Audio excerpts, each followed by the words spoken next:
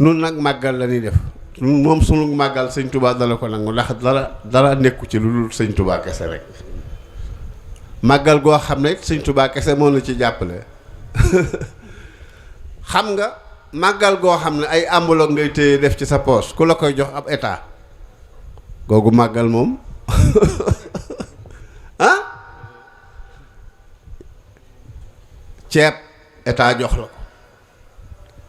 xaalis état jox la ay autorisation état jox la ba nga doyal nga màggal d'accord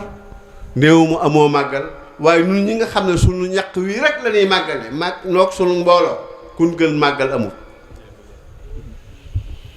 te loolu yàlla na yàgg soxlaalul état dara te duñ ko mas a soxlaal dara surtout bii fi nekk nga xam ne amalul njariñ ku yàlla bind te noo ci raw noo nga ñaan ci barke Serigne Touba suñu àq yàlla na ko dal noo ngi fay impôt noo ngi jënd suukar noo ngi jënd ceeb kon suñuy impôt ci la ñuy dund lan moo tax suñu digg ak ñoom li leen war duñ ko def aw jiwu buñ koy joxe tëb nu engrais buñ koy joxe tëb nu te xam nañu dañ nuy wan ne amuñu ci yéen soxla waaye nu itam amuñu ci ñoom soxla te luñ masaam ci ñoom soxla wasalaamaaleykum wa rahmatullahi wa barakaatu.